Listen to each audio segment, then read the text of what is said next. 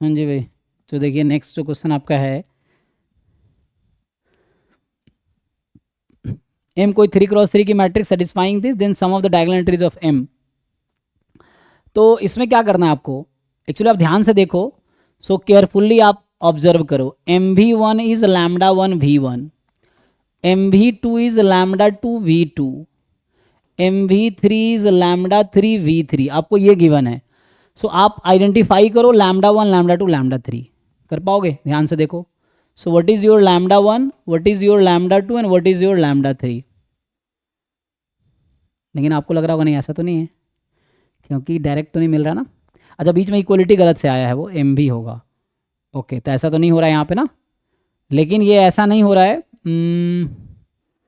M B one M B two M B three, लेकिन directly ऐसा नहीं मिल रहा है, क्योंकि वो मल्टीपल नहीं बनेगा ना। अगर आप कुछ कॉमन लोगे still they will not be like that.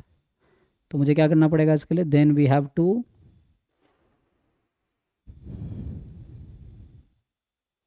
No problem, then matrix वो कर लेते हैं, सॉल्व कर लेते हैं, है ना। 3x3 मैट्रिक्स सेटिस्फाई करे then sum of the diagonal entries of M, तो ट्रेस पूछ रहा है आपसे कि व्हाट इज अ ट्रेस। वो लास्ट में डबल इक्वल है ना, वो डबल इक्वल नहीं होगा, M into one one one है वो।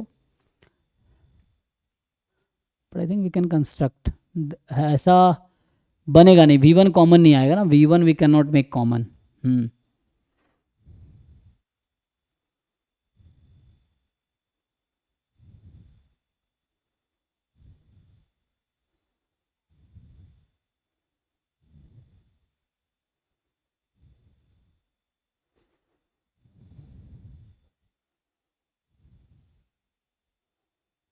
चलो कोई दिक्कत नहीं, सॉल्व कर लेते हैं। तो यहाँ से क्या आएगा, M if I assume, M कोई मैट्रिक्स ले लिया,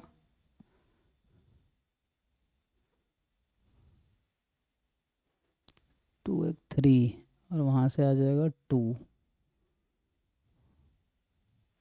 मे भी हम कुछ कर सकते हैं इसके साथ, अगर हम इसका कुछ कॉम्बिनेशन लगाए तो कुछ बनेगा, यही देखना है। Can we make something like this. So ये लीनियर कॉम्बिनेशन है इन सब का, actually M B one is something linear combination of these three.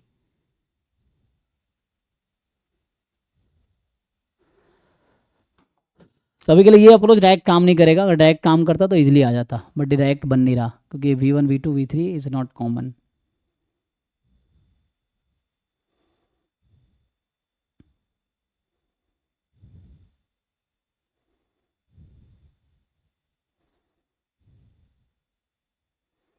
तो अभी के लिए एक ही ऑप्शन ये बचता है कि आप सम करो, है ना, मतलब ओपन कर लो इसको। ओपन करोगे तो क्या बनेगा, तो इफ़ यू ओपन इट, तो मैं अगर एम कुछ अज्यूम कर लूँ, एम अगर मैं अज्यूम कर लेता हूँ, let's say X one X two X three, Y one Y two Y three, Z one Z two Z three, तो यू वांट दिस, है ना, आपको ये चाहिए। सो कोई बात नहीं, मल्टीप्लाई कर दो। तो मल्टीप्लाई करोगे क्या मिलेगा, तो आ जाएगा, बस वो इक्वेशन बहुत ज़्यादा बनेंगे, बट आपको एलिमिनेट करके आंसर आ जाएगा।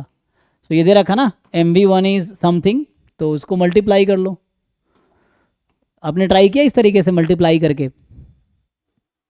अगर नो, वो निकला ही नहीं, आइगन वैल्यूज तो समझ नहीं आया। ना, उसे इससे आ जाएगा। अब क्या करेंगे, एम मैट्रिक्स को ना, मतलब जो दे रखा है ना मुझे, ये M zero one zero is equal to, मुझे दे रखा है माइनस वन टू थ्री, यही है ना।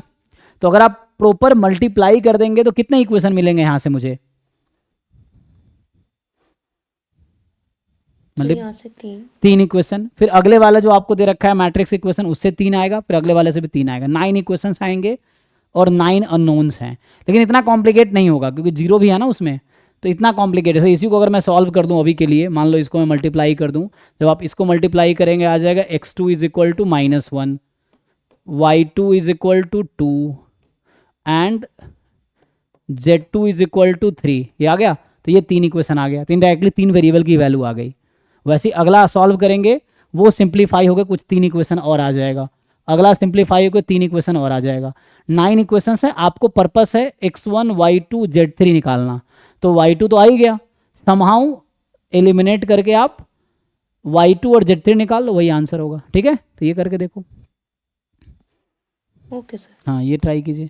जो नेक्स्ट क्वेश्चन है, जो लास्ट क्वेश्चन है आपका, इसमें क्या है, थ्योरेटिकल क्वेश्चन है ना, तो